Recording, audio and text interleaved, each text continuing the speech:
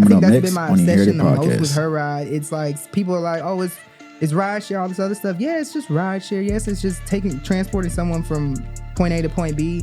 But this is something that people have been complaining about for years.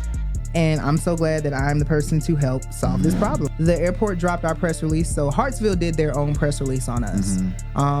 Shout out to them. Facts. Cannot believe they did that. That was like huge. Like that came from their barriers, news. Yeah. man. So when they did that on September 13th, Lyft actually on the day before, they actually dropped or made the announcement that they were dropping their women's service, which is like Women's Plus Connect, right? I already knew that it was in the works. I didn't know the name of it, but I knew that something was in the works. And so the only reason they did that is because we are now the third option when it comes to rideshare at the airport, the busiest airport in the world. When you get off a plane and you're going to the rideshare, you only think of two options, Uber and Lyft. Facts. Now there's another option. They don't want, that is a bad thing in terms of just like revenue generation, all the other stuff. So if we capture 10% of that market, we're making like $5 million in a year. That's how much money Uber and Lyft is making at the airport. Did y'all just catch that? If we capture 10% of the market, Just 10%, we will be clearing $5 million in revenue. And that Building a legacy, so watch how you step to me. You know what's in here, there ain't no comparison, stacking up guaranteed. Moving so militant, consistent and disciplined. Getting that paper and stacking it up, no time for no chillin', man. Building a legacy, so watch how you step to me. You know what's in here, there ain't no comparison, stacking up guaranteed. Moving so militant, consistent and disciplined. Getting that paper and stacking it up, no time for no chillin', man. Yo, what's good? It's Sir Gates. You're now tuned into the Inherited Podcast. Once again, if y'all been watching, tuning in on YouTube, whether it's Apple Podcasts, Spotify Podcasts, I highly appreciate y'all. So make sure y'all like, comment, subscribe, download, leave a review, share it with your friends, your family, your mama, and everything. But look, before we get into this episode, right? This episode is sponsored by Secure Data Recovery. They are the leaders in securing your data with SSDs, any kind of hard drive, right? Quick backstory. Before this pod even popped off, it was literally episode 2. I recorded so many previous episodes, my hard drive crashed. Due to an error with the company, SanDisk, count your days. But I hit up Secure Data Recovery. They offer a good high percentile of recovering all of your data. They got all of my data back. Thus far, I was able to proceed with the podcast. So make sure y'all check out Secure Data Recovery. If you ever have a crash in your hard drive, lost files, they will recover your data. Let them know Sir Gates sent you. You may get you a good deal. So, but let's get into the show. So today, I have a special guest. It's been a long time coming. I mean, a long time coming. It's been a long time coming. So this is the GOAT of GOATs of tech, of rideshare. I have Jillian Anderson here, the CEO and founder of HeRide Rideshare. How you doing, Jill? I am so good. Appreciate it, Gates. No the problem, original Gates. man. No I said when I came in, the original Gates. It's the original Gates, y'all. No problem, man. So I say it's been a long time coming. Today, I always want to get you on this platform because you're doing something great, right? You're breaking barriers and you're making history. One, within the city, and two, I'm pretty sure within yourself and your family, right? So before we get started, just introduce yourself. Give them a little, tell them who you are and where you're from. Yeah. So my name is Jillian. I am the founder of HeRide, and I don't know, it's hard for me to talk about myself still, but I am just someone who, I just say what I do and I do what I say, if that makes sense. I moved to Atlanta in 2017, started driving rideshare in order to help with my schedule because I was trying to actually go pro for basketball. And so I used to drive at night, and women would tell me that they'd rather ride with a woman. And I was like, who started Lyft? Like, who started Uber? Like, I wonder if this can be done. And, just started doing some research, and here we are. So HeRide is here. We just got approved at the airport. I'm super excited. My life revolves around HeRide, and so I'm extremely excited about that. I love it, and I'm happy to be here. Yeah, man. Yeah. All that stuff you just said is dope and groundbreaking. So before we get started, even though I know you're not nervous, but icebreaking time, right? Oh, yeah, it's lit. Yeah. I love games. Oh, yeah. Pick a card out of this deck, right? All right, We're bet. both going to answer it. I don't know what it's going to say. This is actually a first deck. I'm coming out of the other deck usually, but so we're going to see what this card going to say. These questions usually aren't nothing bad, nothing crazy. It's going to be a smooth little question. So we both going to answer it. Yeah. You shall go first. So All right, bet. let's see. Oh, this is something crazy or funny. So would you rather have unlimited sushi for life or unlimited tacos for life? Probably tacos because I love Mexican food more than sushi. But if that choice was Chinese food, it would definitely be Chinese food. Because chicken and broccoli, like I can eat chicken and broccoli every day. Word. Yes, anybody that knows me, like that is like my favorite go-to. Like I will celebrate a great accomplishment and like celebrate and go to get Chinese. Like my girl hates it. Like, like I love Chinese food that much. But yes, I can't be mad at that. Myself, I would have to say. My first thought was sushi for life, and I just thought about just eating all that fish. And it's cold. I would want a hot meal. Exactly. So now I'm stuck. But I'll go with my first thought. It'd be sushi. I love sushi, different kinds, California roll, all this extra stuff. So it'd have to be sushi for me. But if I had a chance to switch, I would definitely hit the tacos up. I love a good taco. A little sour cream, fresh pico, cilantro, and all that stuff. Yeah, I just went to San Francisco. We had some good Mexican food out there. It is good. Yeah. Yeah, I need to say I love. What you call it, like the not organic, but the food from different nationalities is made the right way and not more so of a chain restaurant. Exactly. I can eat that, but I prefer the actual. I want to how they make it and this and that. It's just mom 10 times better. Yeah, there we go. I the mom want a mom and pop shop. Yeah, the best Whenever one. You got to find them in the hood somewhere, but that's where they at, man. Yep, and it's worth it every single time. All the time. So look, so what I want to do is just get your backstory right, your origin story. So take us back to young Jill, because I'm pretty sure. Whatever you're going to say and give us, a lot of this has kind of made you and shaped you to who you are. It kind of instilled those principles into you and it's that mindset of to get into this tech world and to be able where you are at today. So just give us a backstory of childhood, how you grew up, household, school, friends, and just where you started up till, we're going to stop around like college time and get from there. So all right, cool. Tell us about Jill. All right, so my backstory is, it's kind of complex, but it's kind of simple to me. So I grew up in a 2-parent household. My mother and my father, and then I also have a younger brother. They actually started us in private school. So I started in private school. There was an all-black private school in Athens, Georgia at one point. It's called Timothy Christian Academy, and it was actually an extension of the church that I went to, Timothy Baptist Church. And so they went all the way to 5th grade. Like I said, it was all black. For the most part, it's all black. But the person that ran the school, or the person that was the principal, was a white guy. His name was Mr. York. When I say that was probably the best head start I had when it comes to education, it definitely put me up there above, I guess, everyone else. When you talk about education, we transitioned into public school. I was going into 4th grade. My brother was going into the 1st grade. And that was because TCA actually closed. And so we were trying to actually find schooling in the other private schools, but it was too much because, like I said, I had both my parents in the household. So there was no scholarships available or anything like that. So we went into the public school system. As soon as I got into public school, my parents were very active in my education. I will say that. So like my dad was someone who he would pull up and come sit in my classroom and like there'll be nothing wrong. Like I didn't do anything wrong. I didn't get in trouble or anything like that. He just was someone who wanted to make his presence known in the school. He came to the school so much, the middle school, that instead of the stickers, the visitor sticker, they actually laminated one for him just gave him his own laminated pass. Like he came to the school that much. So he was a very active parent. My mother was very active. So as soon as I got into elementary school, they had me tested for gifted. I tested into gifted, and pretty much school was pretty much easy for me after that. I would say that the only reason I say that is because I had the best teachers. When you test into gifted or spectrum, you get the best teachers in the public school system. And so I can't really say that my experience in school was bad because, like I said, I had amazing teachers. But the only thing that was different for me that people didn't probably experience was in middle school, for my reading, language arts, and math classes, I was the only black kid in those classes. Wow. So that's 6th grade through 8th grade. Those classes in particular, those were accelerated classes. I was the only black kid in that class. And so that was a different experience because you're going from your science and your social studies. I'm also in a county that's majority black. The schools I went to were majority black. We're talking like 75% up black.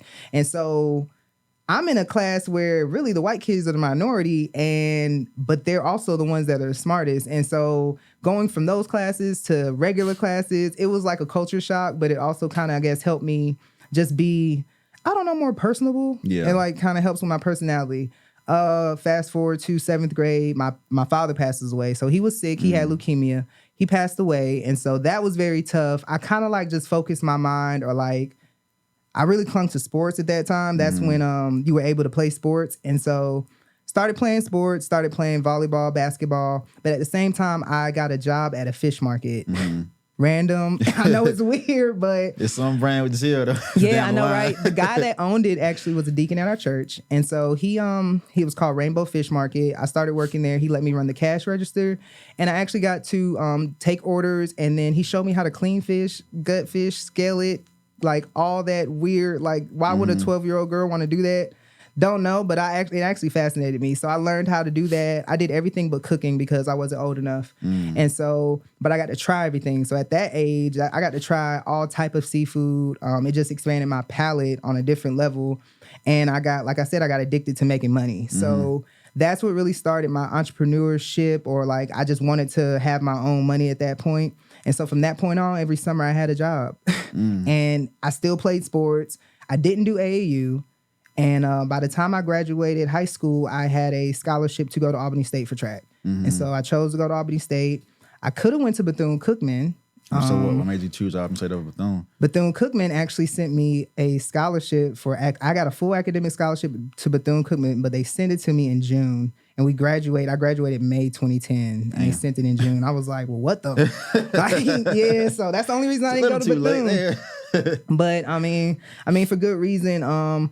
Going to Albany State was the best decision of my life. But yeah, that's my backstory. Okay, no, I can agree. Albany State was a great school to go to. Had fun while I was there. Well, you said something I want to touch on, right? I know you said your father passed away. You were at a fairly young age. So how did that kind of affect you mentally growing up? I mean, at that age, who's kind of really prepared for death? I mean, of course, we probably have a sense of what it is, but that's your dad, not like a cousin, aunt, a friend, or family. That's like right there immediate in your household. So how did that weigh on your mental, and how did that affect you as growing up? It weighed a lot. I didn't realize how much it weighed on me actually until I was an adult. I pretty much became so locked in and laser focused after it happened that all I was just focused on was graduating, going to college, graduating college, and playing whatever sports I was playing and getting into school. Like I just put it all the way in the back of my brain. And then once I graduated school, that's kind of like when all those feelings started to come out and develop. It was very tough mentally. Like I'm the oldest. And so I had to kind of for me, I felt like I had to kind of be the example for my brother, be strong for my brother, show him that it is okay. It's life is going to go on, and it's okay to continue on living and continue to excel and continue to be great at whatever it is that you want to be great at. And so that's kind of what my focus was trying to be the best example I could be for my brother. But I know you said you cling to sports and then the work. Was that kind of you coping from that, or was it just? Oh, so it was. Yeah, I think so. Yeah, I mean, I've been to therapy, and so that's what they told me. That's why I become so hyper focused on things, or that's why I have this obsession with achieving going over the top, that type of thing. And so I was like, it's not an attention thing. It's just that's kind of the way I cope with not having to deal with grief, thinking about grief. Yeah. And so I was like, so now that I'm older, I've become more accepting of it. So I didn't really used to care about celebrating my birthday. That was like a thing, a symptom. Same. Didn't care about it at all. I have great friends, so I thank my friends over the years for just staying close to me, being great examples for me, helping me celebrate my birthday when I didn't want to celebrate my birthday. So things like that, they definitely helped me with. And then the other thing that I struggled with was accomplishing milestones. I didn't realize how hard that would be after losing a parent. So graduating high school was extremely hard for me.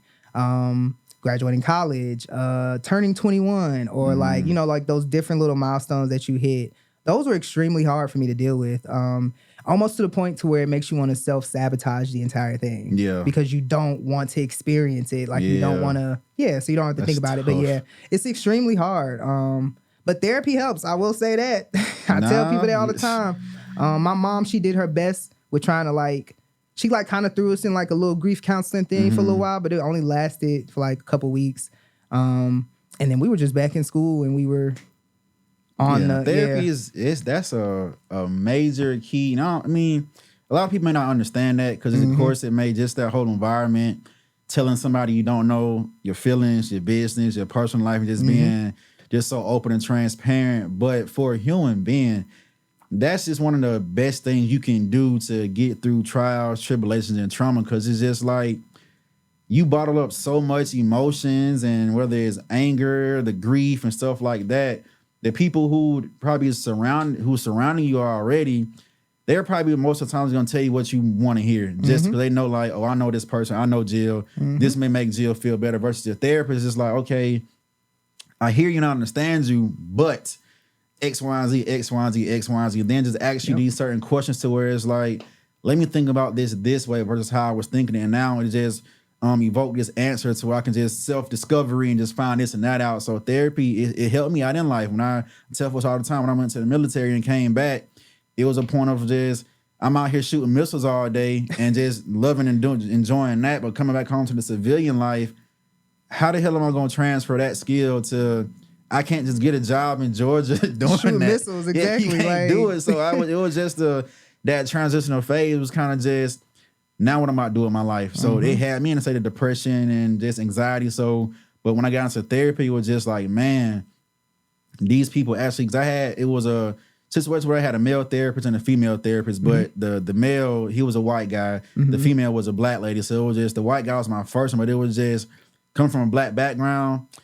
Is there that much you can kind of relate to? Even though he did give me some good feedback, but nonetheless, just that whole therapeutic session was great for me. But just having said that, when you said you was kind of not purposely like self-sabotaging and stuff of that nature, during high school and college, like did it turn into where you were just like acting out or just being bad behavior, fighting all the time, or was it just like you just gave zero fucks about anything? Just like, you know what, let's just go through life. So I am someone that I have morals. So I'm not going to just say that I didn't give a fuck. I would say that I was living my life with no remorse. So I was saying I was living my life with no remorse. So example of my way of showing out in high school is something that my mother never even found out about. Was I started selling candy in high school my senior year. I also held a job, like I said, every summer. One of my first jobs that I had, I didn't work retail. I didn't work fast food. I didn't work any of that. I actually was a pool clerk at in our city. So we had, city pools or whatever like that, pay $1 to come in. I was the person that sat and took the money. They didn't have any type of system in terms of keeping count of how many people were in there. I was the person that kept count. So however many people came in the pool was however many people came in the pool based off of what I said. And so I started, one of the summers, there was, I started really getting into sneakers, and I was like, well, the money that I'm making at the pool is not enough to get all the sneakers that I want. Yeah.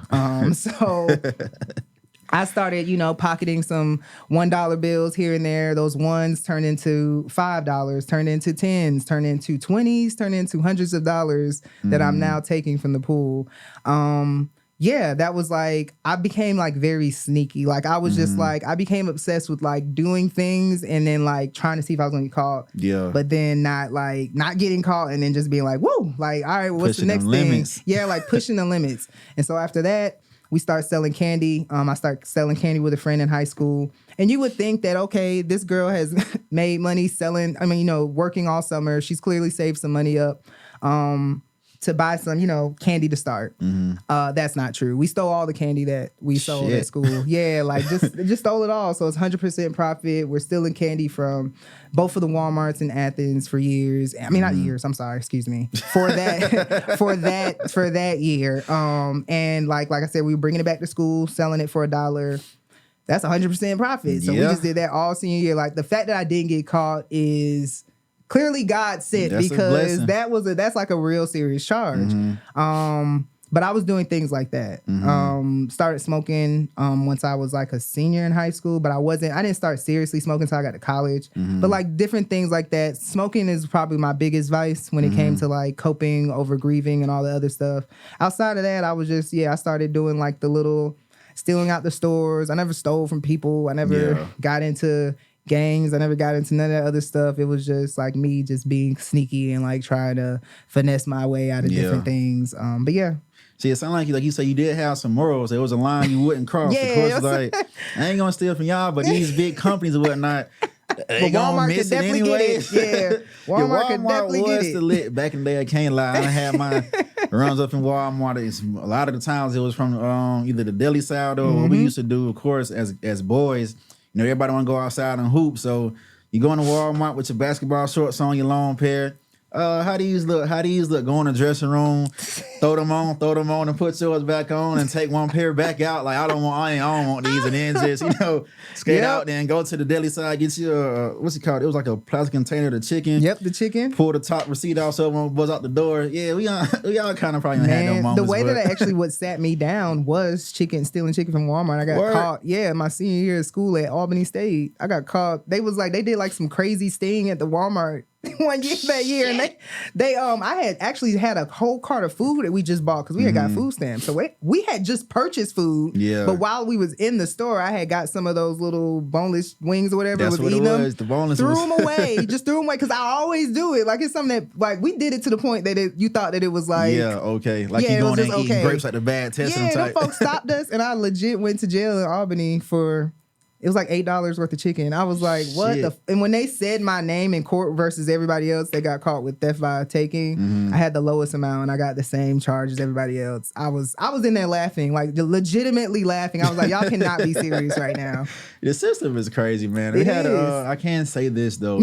I won't go into the whole detail because somebody else is involved, but there was an incident right at that same Walmart in Albany to where somebody was locked up, and it was a whole fiasco of getting them out of jail because we was on a mission but it was for us, it was a purpose to create content. Yeah. We was going home for the summer, and the Mass Comm, they had some cameras and stuff you can rent out, but we got the camera, kind of find out we didn't have the battery for it. So before we hit the road to Atlanta, that Walmart got to pass it. Yep. We need a battery, but that didn't go as planned. So, that be the hurt. Oh my God. Yeah, they was on I can't say they was on a P's and Q's of that Walmart right there in Albany, Georgia. But so having said that, it just sound like a lot of what you was doing, yes, he may have been acting out, but there was some pros and cons to it both.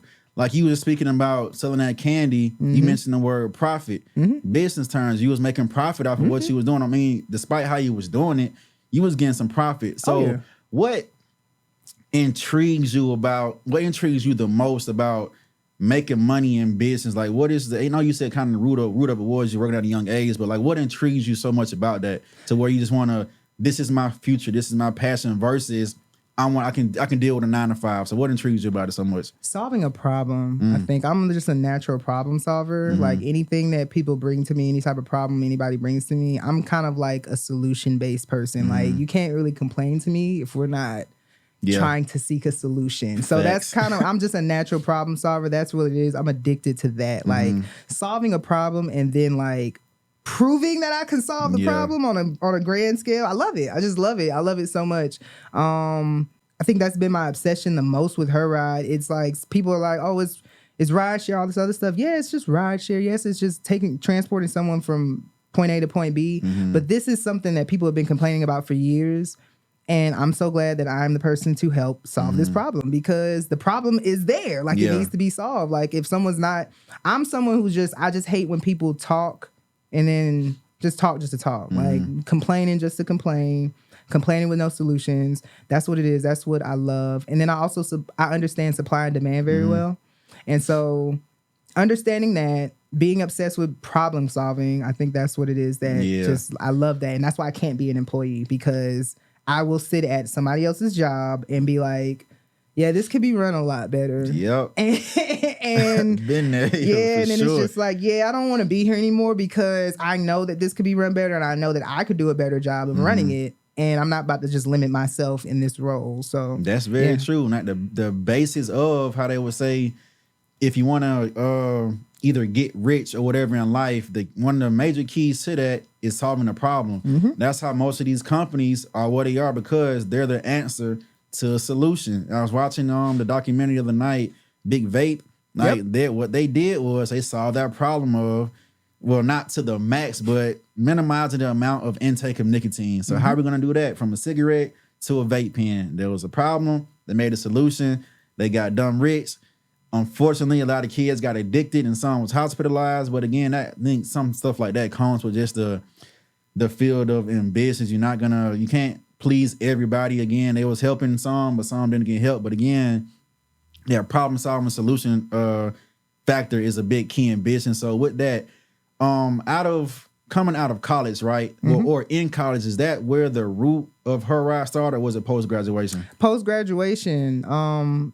For college, of course, I think my most memorable moment from college would be Beast, the clothing line I started. And that was so random. Like, that was not intentional. There was nothing intentional about Beast. So what birthed it? Like, what was behind it? It came from a nickname. So, I was RA for 2 years. And so the kids, I call them the kids, but they were only a year or two younger than me. But I would get them to come to the volleyball games. They saw me play, and then everybody's like, "Oh my God, Jill, like, you're so good." And somebody gave me a nickname Beast, and I was like, "Oh, I like that. Like, I like that." And so I went home for Thanksgiving break and hit my homegirl Ace up. She ran the store. She ran the lids up in Atlanta. And so I was like, "Hey, I want to get a beanie made with these words on it." And I I made Beast the way that I made it. And I was like, "Can you put that like on the lid of the beanie, like on the rim part of the beanie?" She was like, "Yeah." And I was like, "All right, bet."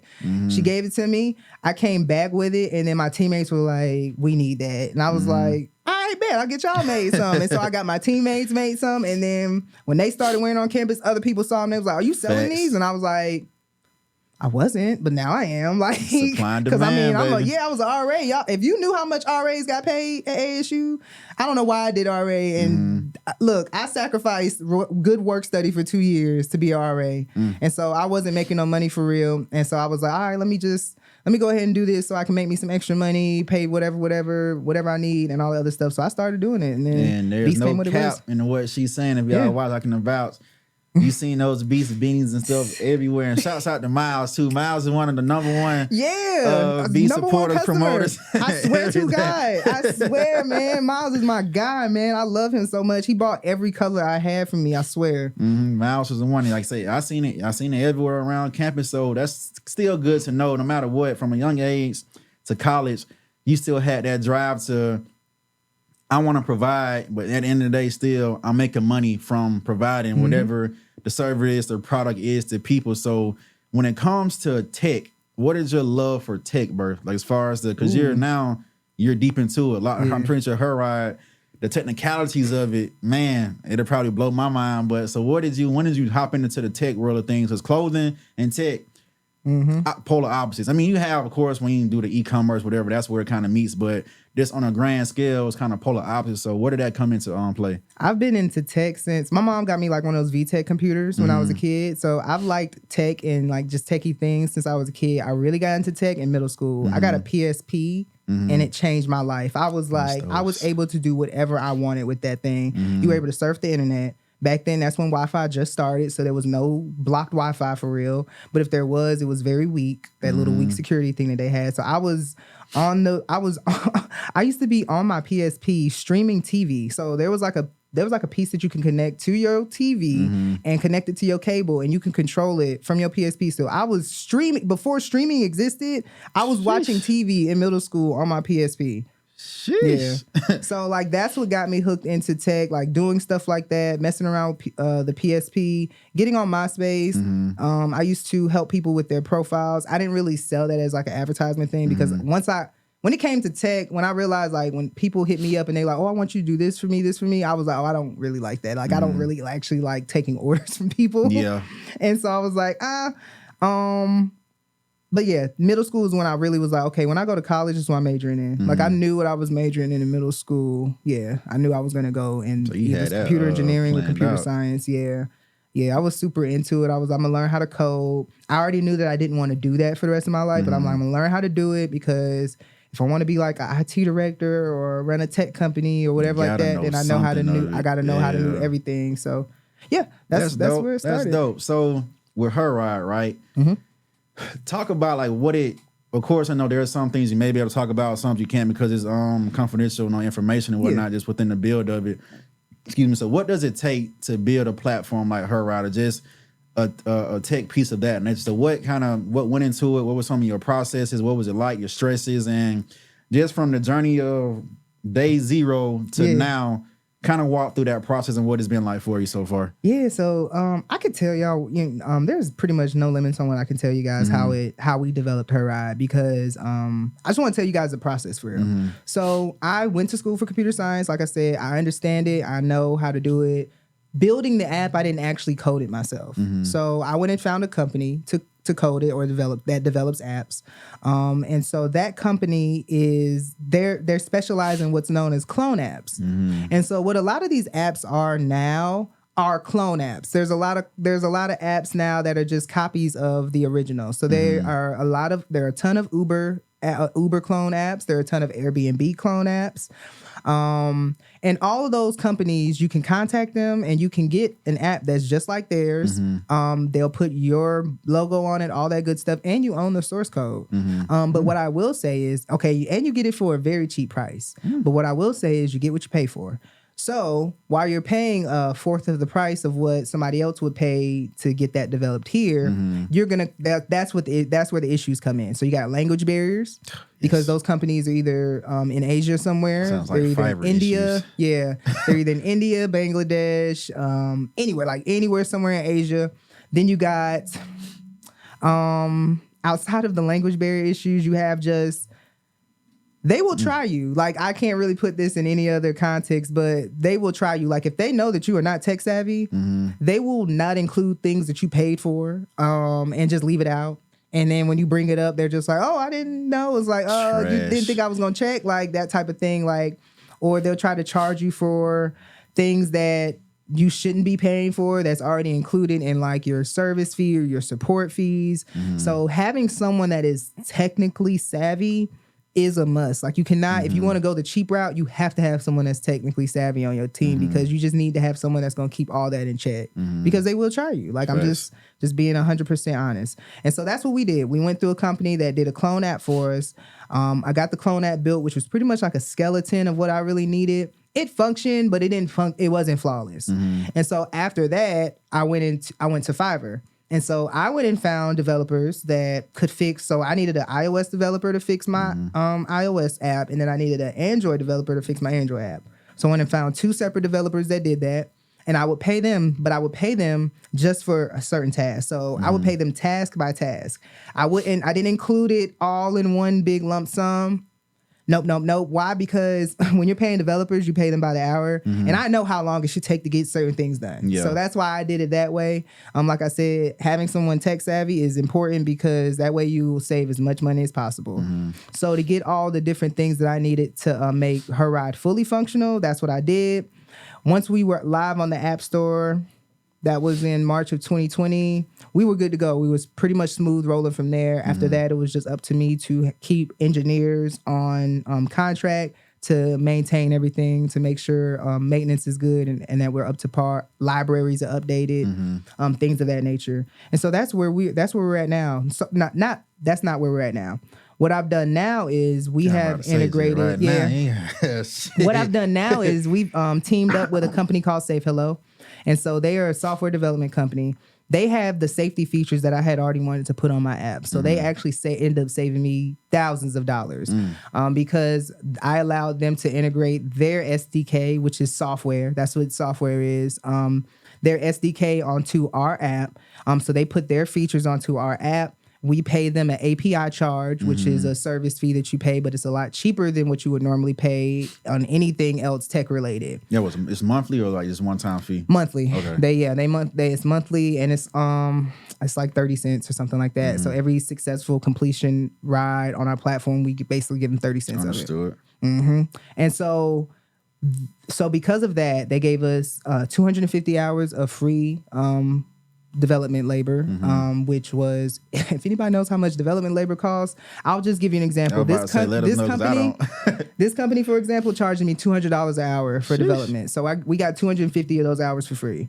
So I got a lot of work done and a lot of stuff fixed. Yes, I did. I sure did. Maximize the fool out of that. And so we got a lot of stuff fixed. So now the app runs like water. That's the team that I work with now. We've already gotten out of that free 250 hours phase. We actually just finished paying them to do the most recent feature on the platform. And I'm stuck to them like glue because they work so well.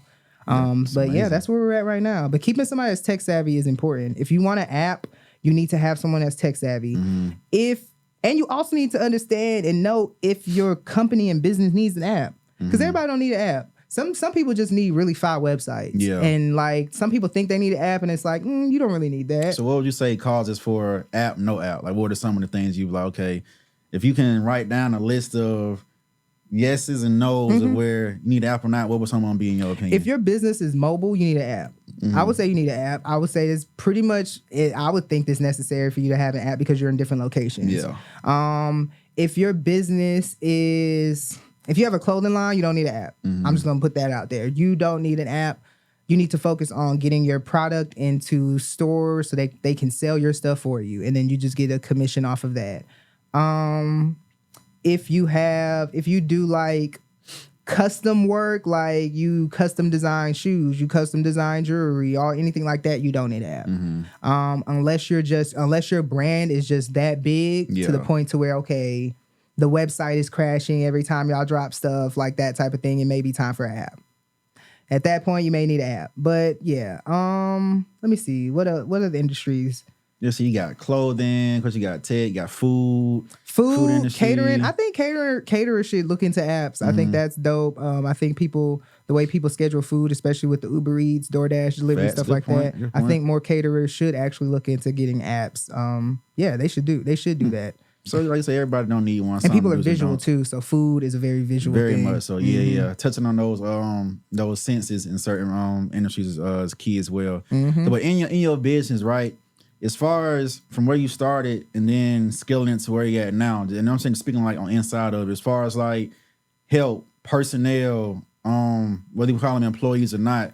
So how do you operate in that realm as far as growing that and saying, okay, I need this person, that person, this is a good fit. And then in some realms, it's like, okay, you're here, maybe this is not a good fit. So what my boy Gary Vee said, what you hire fast, fire faster. So I know, I'm pretty sure you've been on a journey as far as building. So how does that work? Because there may be some entrepreneurs who just, I'm so quick I need a team. But at some point, at some level you do, but at some levels you don't. Because if you do get one, it could screw you up. But because you don't need that much, now you got employees to be responsible for. You got payroll. Now everybody is willing to work for free to help you out. So what were some of your battles and struggles as far as internally just building your company? Because again, you have a legit brand, you have a legit company. So for somebody who may be watching, what are some of those stresses and also positive things that you experienced? Man, so I've gone through actually 2 co-founders before Devin. So before Devin came on, I had 2 different co-founders. The first one, she quit because it just didn't work out. The second co-founder, she literally just quit on me after a great conversation on the phone. It was weird. So it was just, so Devin has been, first of all, working with Devin has been amazing. Like, shouts out to you, Devin. Yeah, shout out to you, Devin. You already know what time it is. But yeah, working with Devin has been amazing. She works just like I work. We work so well together. I honestly be impressed with the way that she just does everything that she does because Devin has a son. So I'm just like, I don't even have no kids. And when I call, you always answer the phone. When do you sleep? Like, that's insane to me. So I'm always impressed with Devin.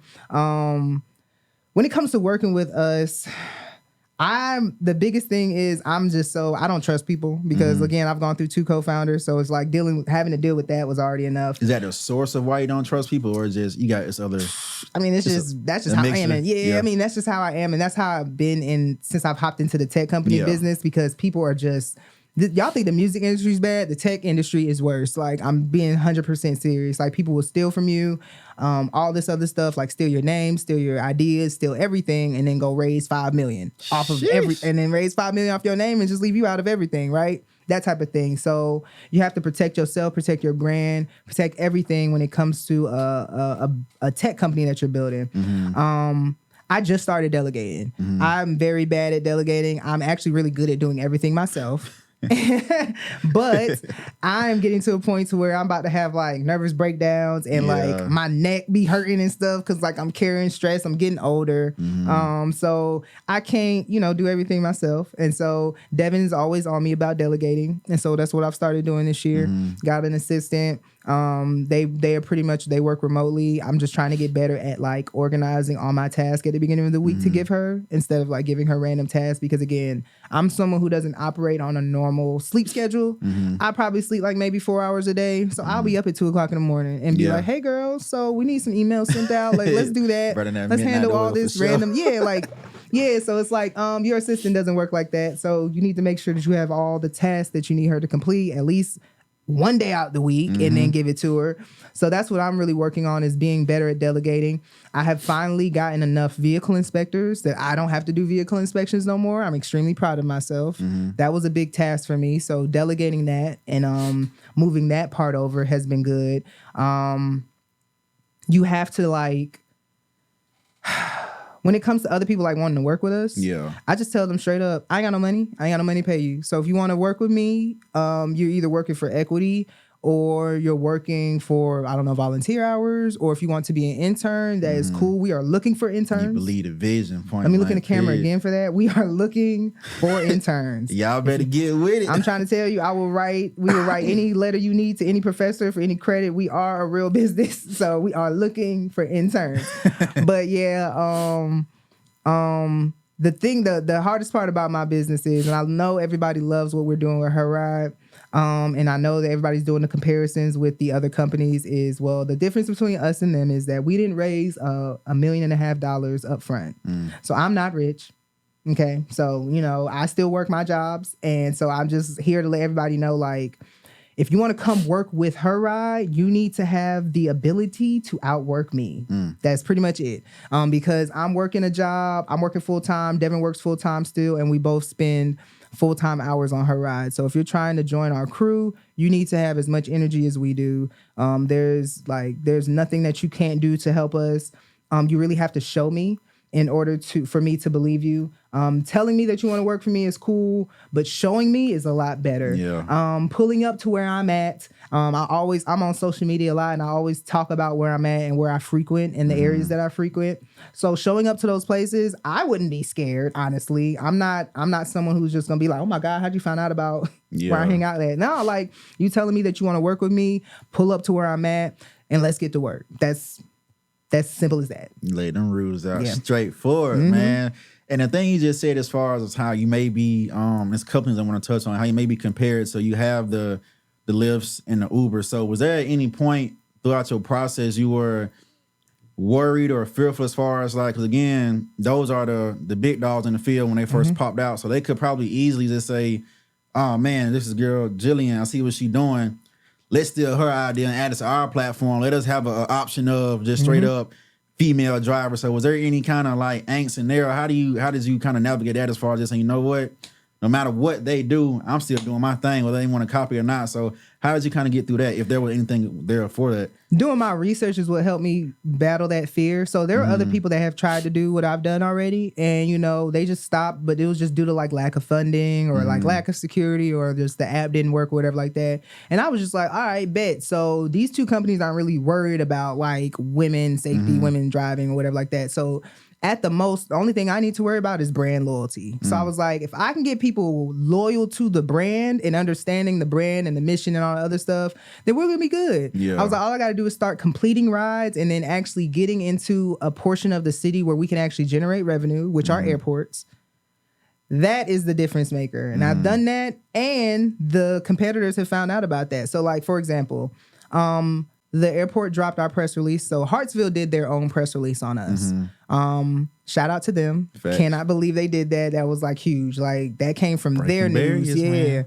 So when they did that on September 13th, Lyft actually, on the day before, they actually dropped or made the announcement that they were dropping their women's service, which is like Women's Plus Connect, right?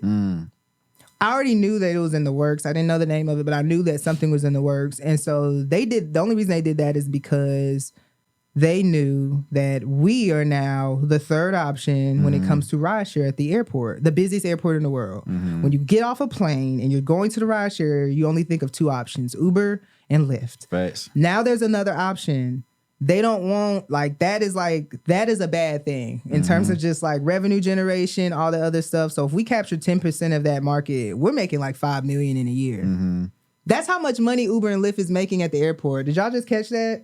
If we capture 10% of the market, just 10%, we will be clearing $5 million in revenue. And that's just for airport pickups. We're not talking about drop-offs. I don't even know how much money they're making for the drop-offs. Yeah, that's the only data I got for the pickups. They made $48 million last year. So, sheesh. Yeah, like that is a scary thing. And on top of that, like I am the blueprint of showing like any other minority or anybody else that wants to start a rideshare company how to do it and how to actually make money, get in the airport first. So they had to stop that. So they're already trying. And I mean, like they're trying, but we're already here. We're already here. We're established. So, I've trademarked my name. I'm not a fool. You know, we got brand loyalty. We're in a city that's extremely popular and trendy and are trendsetters when it comes to just things in culture, tech, anything. Facts. And so they are screwed. They are a little fucked right now. And they are a little nervous. And I've been seeing the advertisements that they're displaying now in our area and stuff like that. And I'm like, good. I got y'all on y'all heels. Yeah. And honestly, y'all should have called me before y'all even did any of this. Like, who knows? I could have settled for an acquisition, but nobody wanted to call me. So now I'm like, well, y'all should have did y'all research because I was a walk-on athlete in school. So I am used to taking people's spots. Like I have no problem. I have no problem competing with Lyft now. Like if they want to make it a problem, we can make it a problem. So you're talking to somebody who's getting out the mud. I'm trying to tell you. Another obstacle to overcome. Let's say you made it thus far, so what? Hey, you ain't lost at none so far. So it's like, hey man, and I love the mindset of that because some could have just been like, this giant mega company is just so fearful. It's like, all right, I ain't gonna be able to stand up to these folks, but you 10 toes down the ground, pounding at the airport with it. So I applaud you for that. Here goes some flowers for that. Thank you. Couple of these bouquets going for that. That's a big thing, right?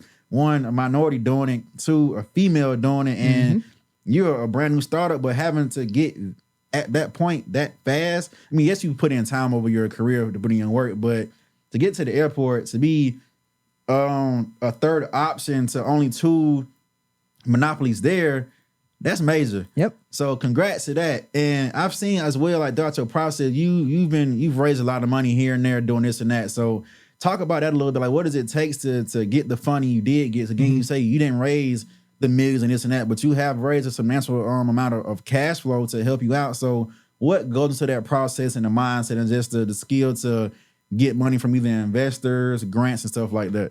Being transparent, being organized, and being structured. We are a corporation and we are structured as such. I am, when we did our family and friends raise, I made sure that, okay, anybody that was interested in investing, they had to schedule a Zoom meeting with us. And so I sat there on the Zoom meeting and I read through all of the forms, all of our paperwork, our term sheets, everything. Read through each section. If you had any questions, I answered them. Why? Because I paid my lawyer to create the documents and then explain them to me. Facts. So that I can better explain them to you guys. Like being transparent is the number one thing. Especially in our community, like we just don't trust each other with money. We don't trust each other with finances. There are so many people that scam. It's ridiculous. And especially in Atlanta. So when it comes to like running legitimate businesses, like you need to be transparent. That's the number one thing. The number two thing is confidence. So I've raised some money through doing pitches this year. That's the new thing that I've started doing this year. I started going to pitch competitions. And so just being confident. If you're good at public speaking, use that to your advantage and go to those pitch competitions and pitch. Figure out how you're gonna pitch. It's gonna take you a couple times. You're not just gonna do it on your first time and be out here winning $20,000 pitch competitions. I'm telling you. Start low. Start with the 500s because, like I said, it's free money anyway. So start low and keep going and keep building from there. That's what helps us. I apply for a lot of grants. I spend a lot of time on Google looking up grants. Looking up grants in different states, looking up grants that we just qualify for, because some grants you don't have to be from that state to qualify for, all the other stuff. So I'm applying for grants all the time. Devin knows, like I'll text her one Sunday and be like, hey, I just hit 10 grants today. Like I apply for grants like I apply for jobs. Like I'm applying. 1,000, And so even when you do those, I've learned that like these grants be asking for videos. So you need to have videos already on deck. Videos explain what your company is, who you are, and make them like a minute to a minute and a half, because that's usually how long they ask for them, and just keep them general so that you can reuse those videos. Sometimes if it's a grant that you really want, or if it's a little bit more money, I would say like record something that's a little bit more personable, so that they'll understand that you just like definitely made this video just for them. But yeah, be personable, be honest, be transparent. Don't try to confuse. I have a tech company.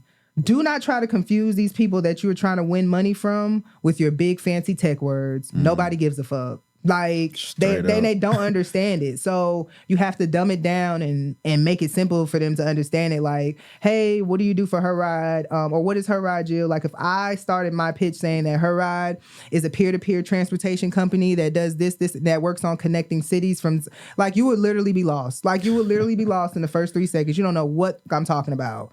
Like, just say what you do, and that's why I simplify it as easy as I can. What is HeRide? HeRide is rideshare made for women by women. Explain more. All of our drivers are women on our platform. I get it. So you're like Uber or Lyft, but you have all women drivers. Facts. Yes, indeed. Now they get it. Oh, I would love to invest in a company like that because most people didn't have a chance to invest in the Lyfts and the Ubers when they first came out. So that's how I explained it to people. That's how we broke it down.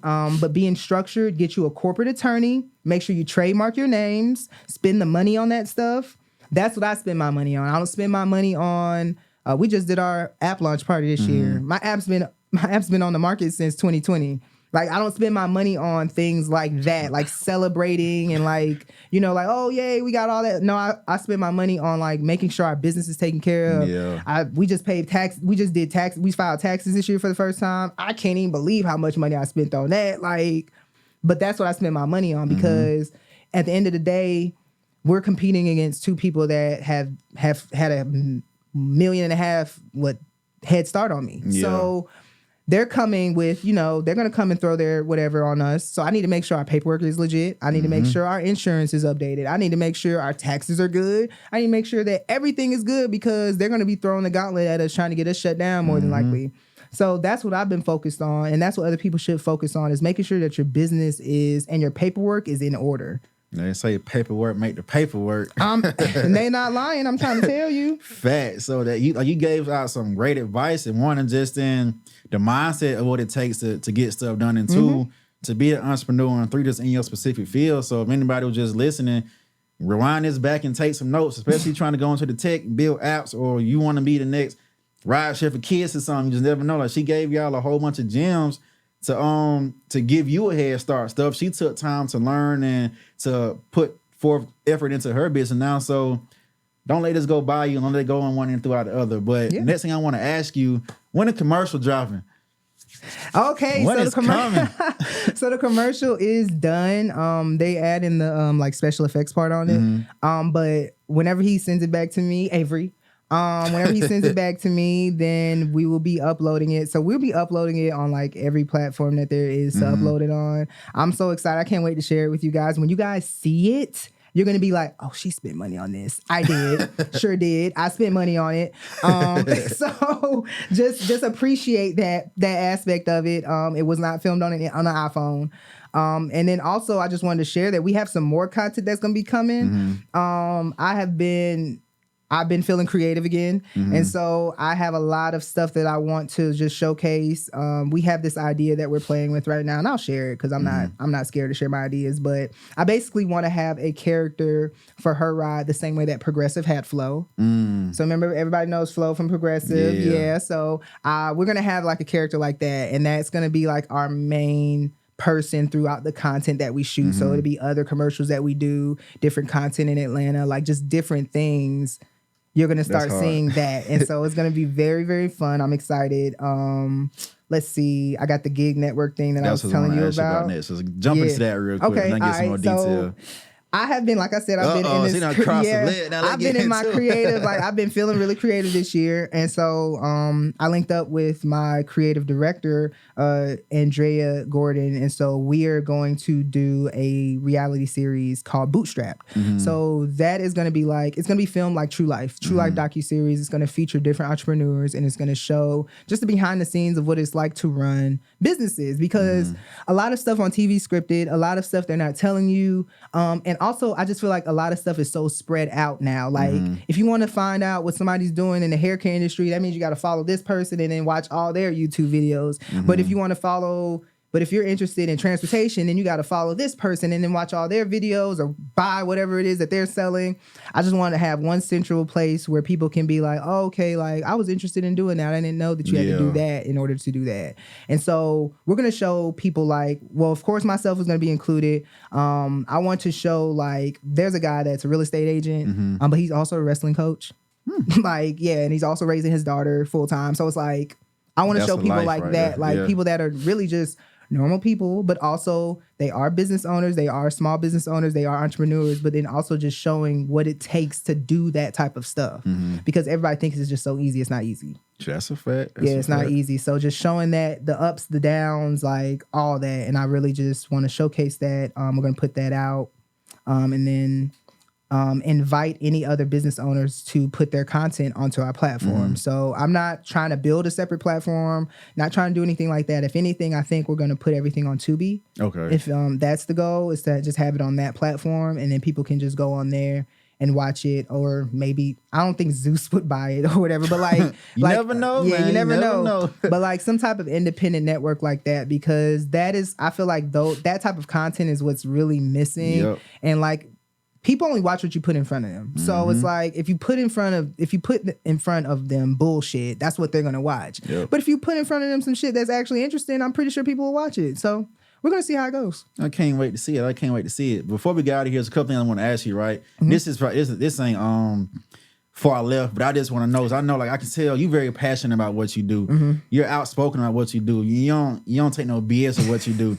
But Jill, why you be yelling at cussing these folks out, man? You be killing them. Look, let me tell you, if I go online, I did crazy I did something this morning. See, and if Jill like this to the side in the car or something, and then she got that face on her or she's smiling, I know for a fact I'm about to say something crazy. She about to show somebody ass, man. Why you letting these folks fluster you so much, Jill? Like, oh Lord, it's okay. So there's a reason behind that.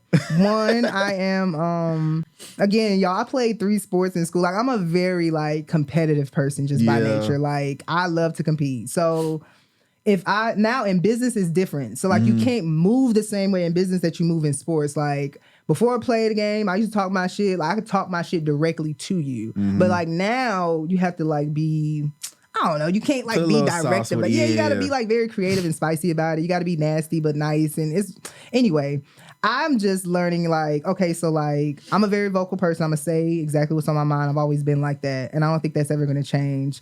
I just keep people around me now that kind of like monitor that, and they're just like, because you be killing them, man. Yeah, it's like, oh, you might want to delete this one today, Jill. Like you went a little too far. I've been doing better at that. People, what I will say is this now. I don't operate in a place of malice anymore. So like there's no malice in my heart. I'm not upset at anybody. I'm not, if anything, my frustration is now more so disappointment. I'm just like, wow, I'm really disappointed in that like you would even play with me like that. Like I'm just like so disappointed because you know me. Most of this stuff comes like most of my aggression or anything like that goes out to people that know me. The stuff that I did, the stuff that I do, the rants, I don't think that I'll ever stop. I hope I will because I definitely need to. Yeah, I got a burner account that I'm just gonna start using, but that's just kind of like social media and like the way that I rant on social media, that's like me documenting my stuff. That's like my diary. Like some people like use social media for attention, but I've always used it like my diary. That's how I've been on Twitter, all that stuff. So like now understanding that I'm older and like, okay, you can't like say how you feel on every subject from every different thing. Like I've kind of learned how to filter myself. But I still take the time to like address what I want to address whenever I want to be fun. Because I just want to let people know that I still have like a personality too. When people come to my page, it's like they see all this, they see the motivational quotes, they see that stuff that I be posting. But at the same time, you understand and know that I will cuss you out. Like you cannot play with me. Yeah, I'm still human and I will cuss you out and you cannot play with me like that. So that's really what it is. It's just to remind people like, hey, I'm still human. Like, I'm not perfect. Saying like Jill be killing on it. What Jill got to get on? He got some good HeRide content, good other content. Next thing you know, and then I'll blast you with the woo. But I've done a lot better. Like you said earlier, how sometimes you got to filter yourself. Do you ever think like doing that will affect business wise? Say if somebody's looking at who may want to invest or something like that, you think about that sometimes? Yeah, so I do think about that. I think about how I'm perceived in that nature, and I have to think about it even more so because I'm a woman. Like men are allowed to rant, but women aren't, and it's so fucked up because men be ranting, like men That's be a fact. ranting, men be complaining, and it's okay for them to do that, especially as business owners. Like it's okay for a business owner, a man. I'm sorry, I'm yelling. It's okay for See, that's a that man passion. it's okay for a business owner or a man to cuss out somebody that tried him in business. Like it is okay for that. Like it's actually honestly respected. Mm-hmm. But when I do it, people are like, nah, Jill, you need to calm down. No, the fuck I don't need to calm down. They need They to expect understand. women to have that nice little prissy old, Yeah, but no, you can be like that's a how you get. competitive But female. to me, that's how you get ran over. That's how you allow for it to happen again. If you do not address it right when it first happens, I feel like people try to take advantage of that, especially as a woman. So it's like you need to cut it off right then and there. And I think a lot of people just aren't used to that. Like I'm someone, because I'm so laid back, they're like, oh, okay, they see like laid back. And they're like, okay, so if I do this, she probably wouldn't even know. Actually, She I gonna get won't. on that ass, boy. Yeah, like actually I won't. But it's like I warn people. I tell them, I'm like, I don't play. Like, but I think people just be thinking like, man, she just Yeah, talking. sometimes Like, okay. folks just want to try it, but it's just speaking of this is like I seen Yeah. I think it was Donnie Wiggins. She had made a post about it. It was pretty much just as if as an entrepreneur or a business person or a business woman, it's like when you set a standard for your brand, personally wise, it's just like sometimes it's so hard to deviate from it because once they perceive that, say if you do love to not go to a club and act out, but you do love to just go to a club and sit and chill and have some fun. But it's just like sometimes you sit back and like, damn, can I even go here in this environment anymore? Because they see me as the business professional and this And and, I don't that. think about that. Yeah, Now, that part I don't think about. Now, it's tough. things I don't do, and I've just never done on social media is like, you probably won't ever catch me like smoking weed or like, if you do catch me drinking on social media, I'm drinking wine. Like Yeah. first of all, I'm 31. Like I can Grown-ass drink. woman. Yeah, like I'm grown as hell. So, but it's certain, cause like, well, my nephews aren't on social media, but I always think about like, all right, is this something that you want your nephews to see when they get older and be like, dang, Auntie Jill, like you was wilding on social media. Like you was, like I don't ever want them to like go back and just think that like that type of behavior is okay, because I don't think it is. I don't think it's necessary and I don't think it's professional, especially when you got a business or a brand behind Facts. you. But when it comes to like, I don't know, I'm just so big on protecting my name. I'm just so big on protecting my name. Your face card is everything out here in this world. Sometimes people just, they don't even got to know you, but if somebody who was next to you, but y'all may not even be cool or y'all may not talk, but somebody just asked them, yo, so how was X, Y, and Z? Based off of how they experienced you and just that face card, next person don't even know you, just take that for face value. I'm like, okay, we ain't working with them, but nonetheless, you could be the best person to work with in the world, most advanced in here and there, but just that face card situation is just so tough to step out of, okay, I'm in business mode, to I want to let my hair down and relax too, or this and that, but it's just trying to do that. It could clash. So what is good that you still say, even though you will cuss somebody out, you're conscious to know like, all right, I definitely pick and choose my battles now. Yeah, I definitely say that. I pick and choose my battles. So if you do see me acting out on social media, it's definitely for a reason. Oh, yes. Yeah, I sat down and thought about it, and you deserve it. Yep, I have sat down and thought about it. I've even probably called a couple people and asked them and told them like, hey, I'm about That's to... a great part to have that, to have people around you to either check you or tell you when you're right, when you're wrong. Because some folks,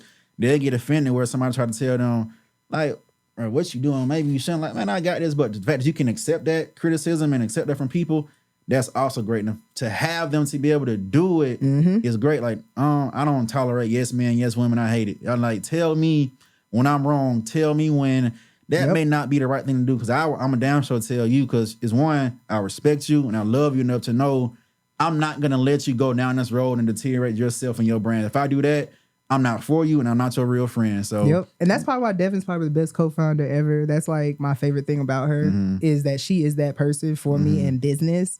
Not only does she work in PR, like that's what she does separately, but like just as the co-founder for HeRide and also her being my friend, she'll call me and be like, all right, Jill, so I definitely saw your IG story and we definitely got to delete that one because, and then she'll go into it explaining like, she's not going and just like cussing me out and stuff like that. Like it's perspective, man. And yes, like we have a mutual respect for each other. And I have like, whenever she tells me, I'll be like, oh, say less, you know what? I was tripping, Devin, my bad. And then like, she'll go into, explaining and like just encouraging me like to, don't pay the haters no mind, good stuff like that. Like, continue to stay low, because I love the way that Debbie moves on social media. I wish I could move the way she moves, but we are so polar opposites on that end. I just love the fact that she has no problem with checking me on that. Like, I need that, because I need people to check me. Like, I can't have people around me just telling me that everything that I'm doing is okay. Like, that is behind not the scenes. Like, that is not okay. Come on, bro. Everything gonna crumble like that. Even though you're at the top, you need that foundation and support to help you keep going and going and going. Nonetheless, your hard work, dedication, and sacrifice is attached to somebody else's blessing, whether they want to know it or not. But exactly, hold your people accountable. But again, I'm glad that was a fun little talk with there. Yeah. But so in the future, what's next for HeRide? Or what is where's your vision at? I know going to get into the airport was a major accomplishment. So what's what are you trying to steer next with it? So my vision right now and my focus is driver retention, completion, revenue generation. So for this next year, we're really focusing on just generating as much revenue we can outside of the airport, taking those numbers, going and trying to get some more money raised up so that we can go to other cities and do the exact same thing. Also thinking about franchising an app. Like, I don't think that's ever been done before. So we're trying to figure out a model of that we're going to create, because there have been a lot of people from different cities asking if, we can bring HeRide to that area. And I'm like, well, yeah, we can, but I want to do it the way that restaurants do it.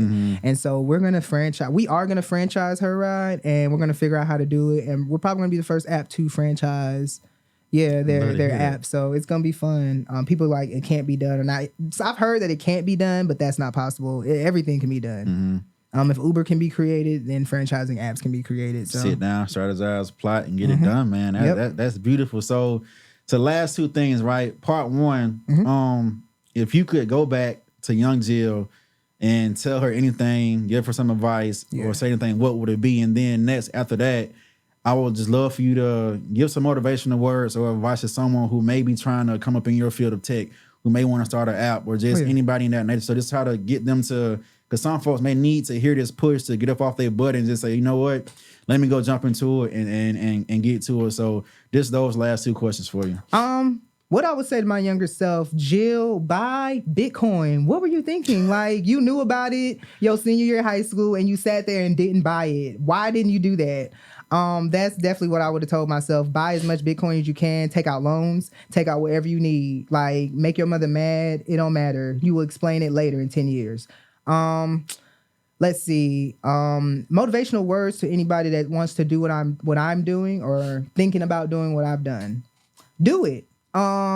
Stop sitting on the idea. Somebody's probably already thought of it before. Who cares? Do it. Go find out if the name has been trademarked and then go do it. When it comes to apps, research apps. So when it comes to like some of the best app names, I'm just going to go ahead and give you this free game. The best app names only have 2 syllables. So stop with all that wordy ass shit. No one cares about Jones Transportation Service. Like, no. The best apps have 2 syllables. Facebook. I know Instagram is an anomaly, but Uber, Lyft only has 1, but it's either 1 or 2 syllables for the most part. So try to keep it short and sweet. At the most 3 syllables.